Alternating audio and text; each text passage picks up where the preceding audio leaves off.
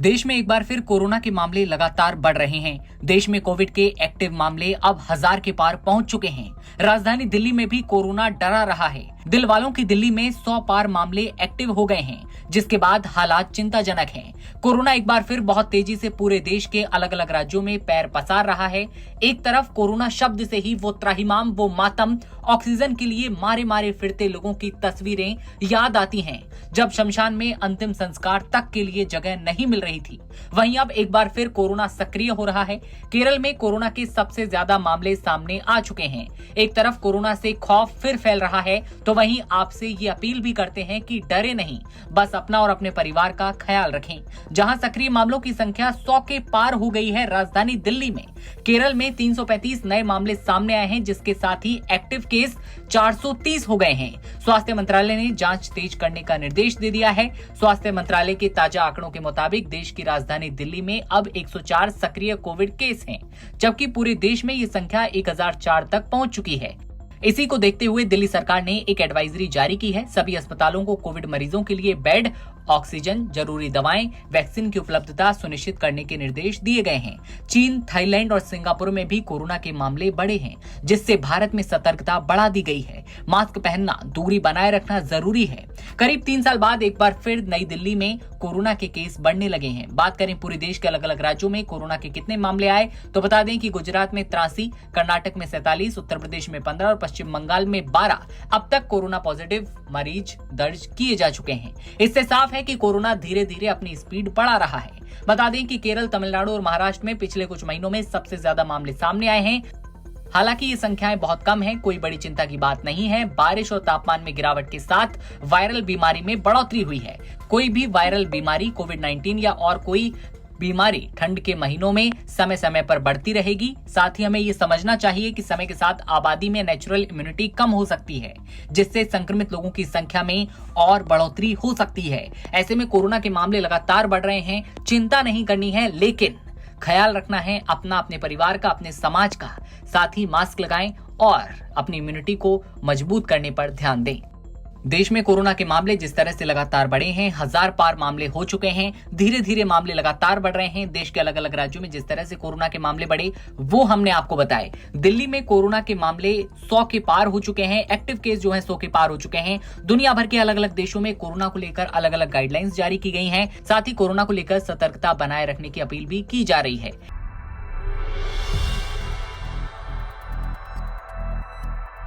देश में एक बार फिर से कोरोना वायरस ने दस्तक दे दी है।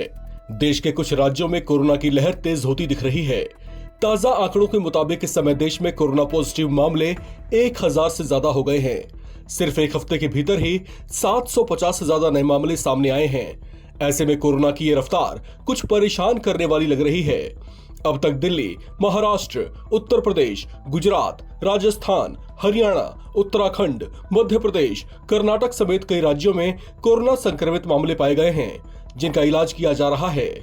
महाराष्ट्र में कोविड-19 के 153 नए मामले पिछले 24 घंटों में सामने आए हैं, जबकि दिल्ली में ये आंकड़ा बढ़कर 104 तक पहुंच चुका है। राज्य सरकारों ने इसे लेकर गाइडलाइन जारी कर दी है।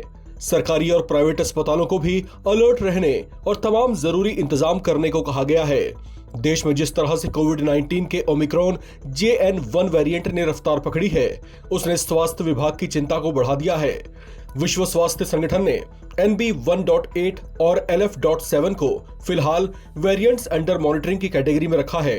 हालांकि ये वेरिएंट्स ऑफ कंसर्न या वेरिएंट्स ऑफ इंटरेस्ट नहीं है, लेकिन चीन और एशिया के कुछ हिस्सों में कोविड मामलों में हो रही वृद्धि के पीछे इन्हीं वेरिएंट्स का हाथ मारा जा रहा है।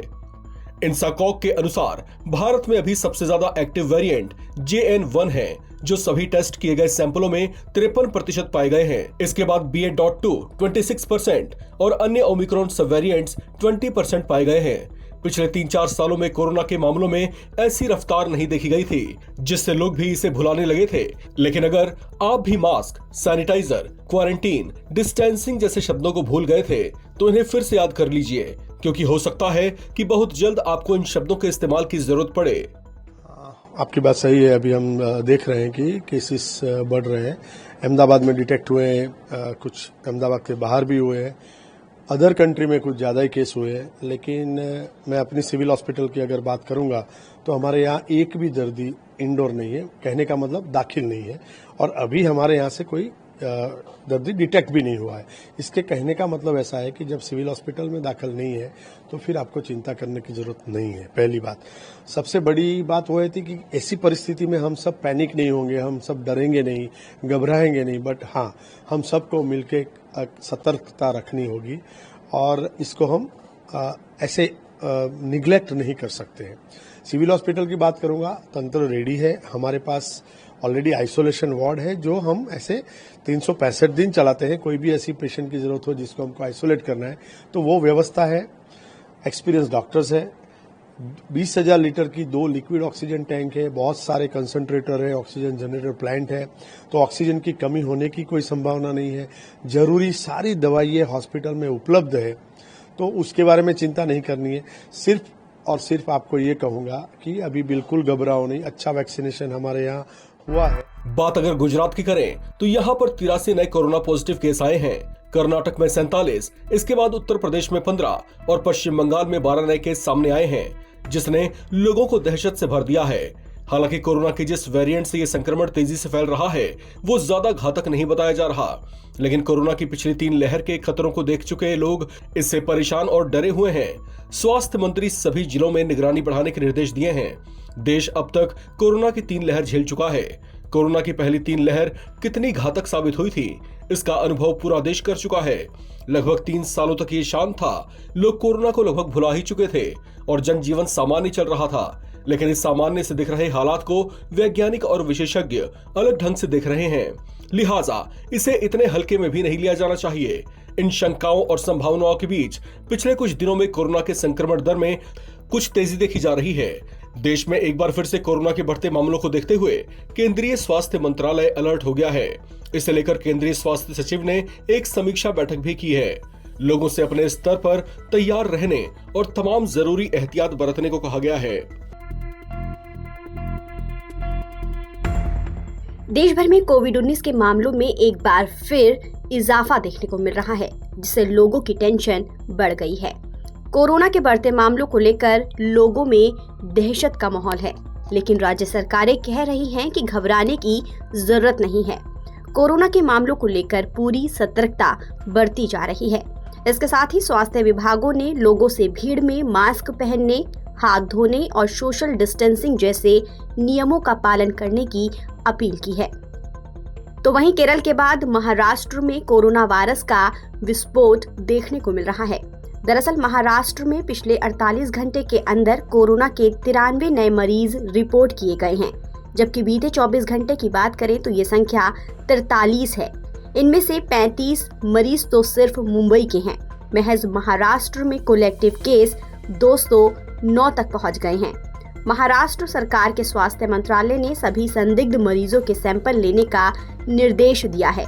साथ ही एक्टिव केस के संपर्क में रहे सभी व्यक्तियों का भी कोरोना टेस्ट कराने की बात की है। आपको बता दें कि महाराष्ट्र में जनवरी 2025 से अब तक कुल 478 कोविड पॉजिटिव केस रिपोर्ट हुए हैं। इनमें से 300 मरीज ठीक हो गए हैं। महाराष्ट्र में कोरोना के एक्टिव केस की संख्या फिलहाल 209 है। इतना ही नहीं, महाराष्ट्र में कोरोना से 4 लोगों की मौत हुई है। महाराष्ट्र के पड़ोसी राज्य कर्नाटक में भी कोरोना के मरीजों की तादाद 35 हो गई है। मौजूदा समय में केरल में सबसे ज्यादा कोरोना के केस मिले हैं। इसके अलावा तमिलनाडु और कर्नाटक में भी कोरोना के मामलों में बढ़ोतरी होती हुई नजर आ रही है। केरल में कोरोना संक्रमित मरीजों की संख्या 273 हो गई है। इस बीच झारखंड की राजधानी रांची में कोविड का एक मामला सामने आया है। इसके अलावा दिल्ली, यूपी में भी कोरोना के मामलों में इजाफा देखने को मिल रहा है। भारतीय SARS-CoV-2 जीनोमिक्स कंसोर्टियम के ताज़ा आंकड़ों के मुताबिक भारत में 2 नए वेरिएंट NB181 और LF7 पाए गए हैं।